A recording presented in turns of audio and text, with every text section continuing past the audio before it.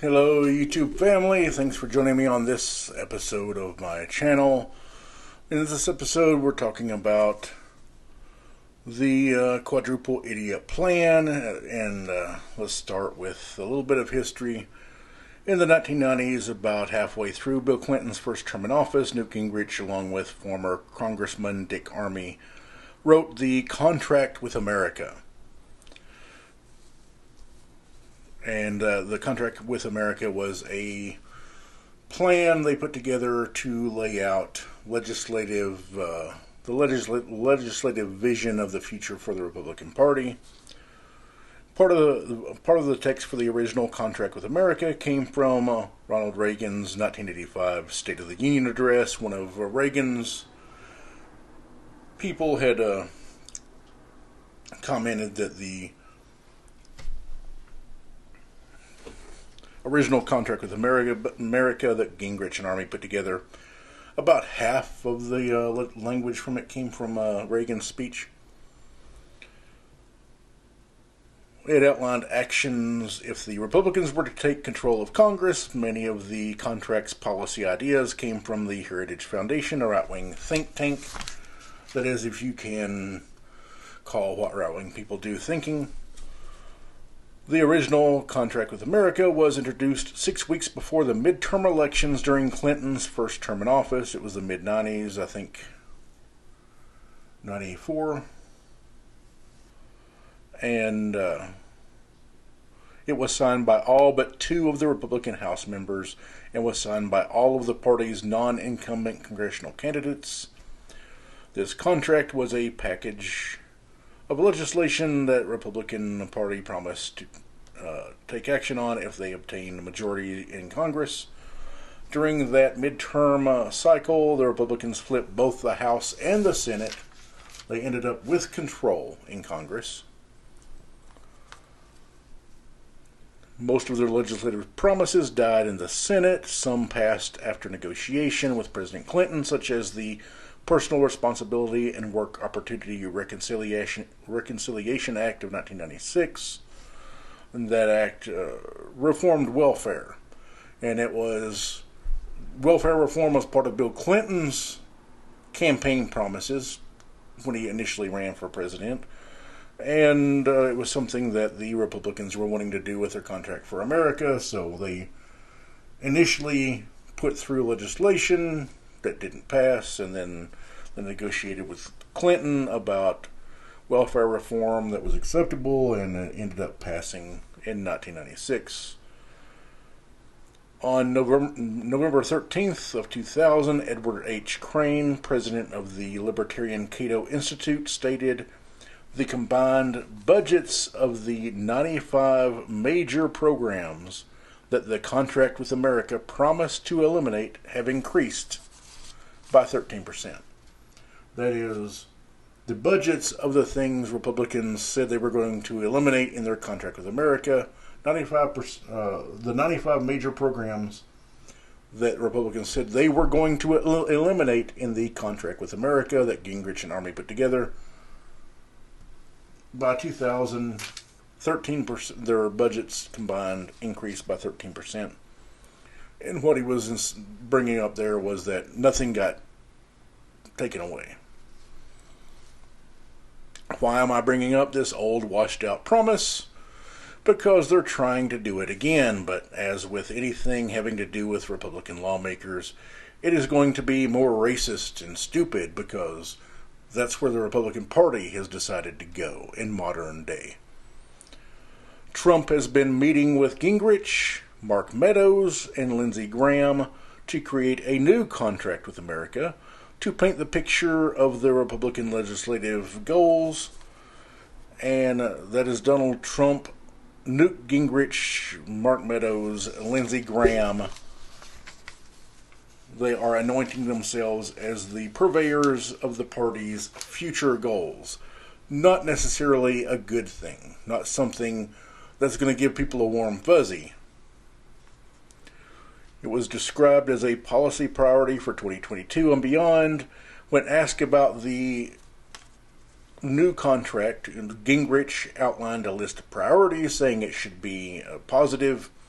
It should include school choice, teaching American history for real, whatever he's talking about by teaching American history for real, eliminating critical race theory, and abolishing the 1619 Project.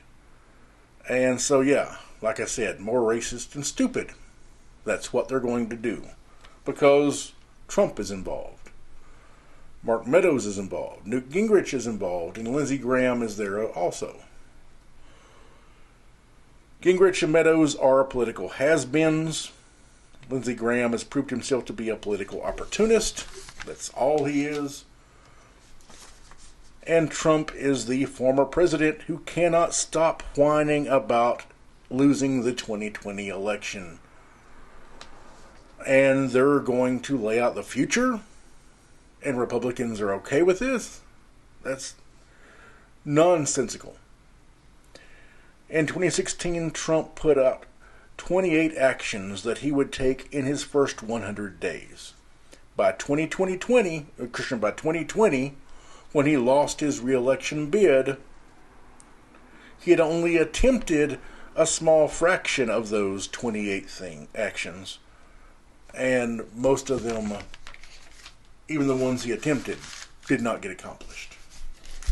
So we are looking at a Republican Party that is saying that Donald Trump, probably the laziest and dumbest president of the modern era, without a doubt the laziest, and in my mind there's no doubt he's the dumbest politician in modern era, is going to lead a group of nobodies. Newt Gingrich is a has-been politician. Mark Meadows, a has-been politician who was the chief of staff, the last chief of staff for Trump. Certainly not the only one. He was one of, I think, 3 chiefs of staff. He was the third who was around when the term ended. And then Lindsey Graham, who is worthless as far as ideology. I mean, the dude did not like Trump in the 2015-2016 Republican primary. Then Trump became the candidate. He still didn't like Trump, and then he did like Trump, and then I'm assuming that Senator McCain was the sole balance for Lindsey Graham. He basically followed McCain around and agreed with whatever McCain said, and then McCain passed away, and Lindsey Graham was just floating out in space with no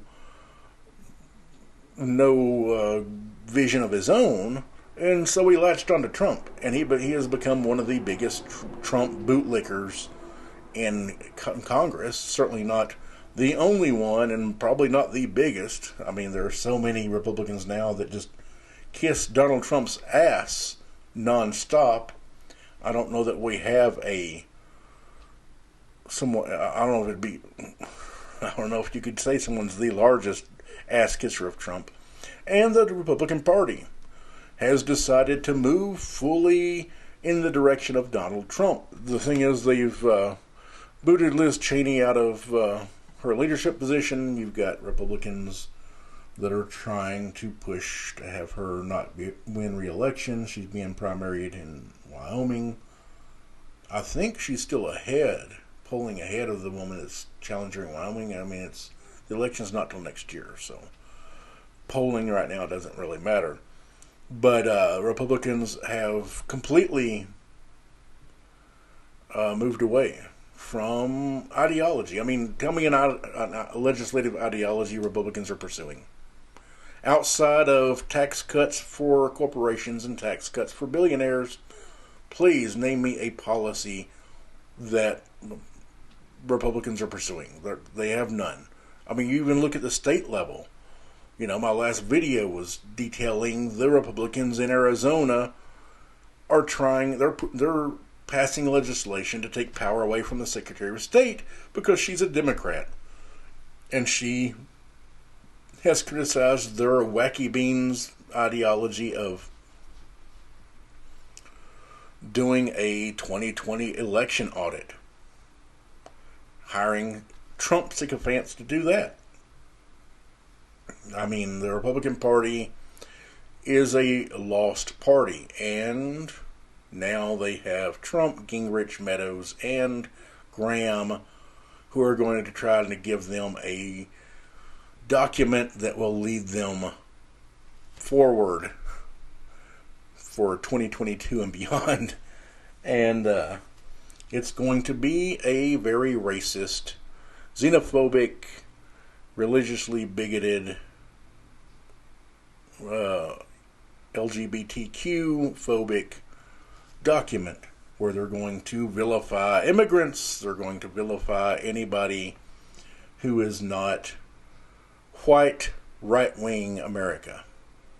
And there, unfortunately, are too many white right-wingers in America that like that kind of policy, that like that kind of ideology being pushed, because they feel like they're losing their place in America. You have too many right-wing white people who have fallen for Trump, who have fallen into this cult and continue down this rabbit hole because they feel like they're losing their power as white people in America. That's the bottom line. And now you have this new contract with America. The old one didn't accomplish much. Certainly not much that was good. And now you are going to have the Trump, Gingrich, Meadows, and Graham version, which is going to suck. And because of how much control Trump still has over the party, I mean, Trump is still going and holding rallies. He's certainly still sucking money out of his supporters. He's still taking donations. He's not a politician anymore. He's not holding office. Nobody even knows if he will try and run for the Republican nomination in 2024. But he's still taking money because that's what he does. He's a corrupt businessman, if you want to call him that, con man. He's a con man who played a businessman on TV. That's what Trump is. And he's still taking the money from these right-wing people that, for whatever reason, give it up to him. And last time I looked, he was sitting on around $230 million. That included some money he took corruptly from his donors, but he still has donors that'll give him money, more and more money, more and more money, and he still is pushing this narrative that the big lie, that he got cheated out of winning the election, that he really won the election by a landslide, but Joe Biden stole it from him through some mysterious means that he left no evidence of. And now you have the Trump and company new contract for America, and Republican Party, watch out, they are going to tank you. You're tanking yourself already by elevating people like Marjorie Taylor Greene while dismissing people like Liz Cheney. Not that I have any love lost for Liz Cheney. She's a horrible right-wing politician. And, I mean, she votes with Trump almost all the time, but she wasn't sycophantic enough. That's the thing. Republicans have gone into this mode of worshiping a person. That person being Donald Trump. One of the most ridiculous people you could choose to worship, but that's where they've gone. And, supposedly, sometime before the 2022 midterm elections, this contract is going to be released. I would expect sometime either late this year or early next year, whatever they come up with.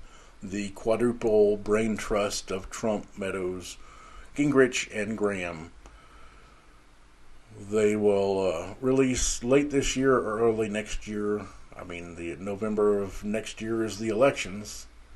So I assume they will put it out in time for people running for the Republican nomination, for offices, people who are challenging Democrats, to sign it. That's one of the goals of the contract with America.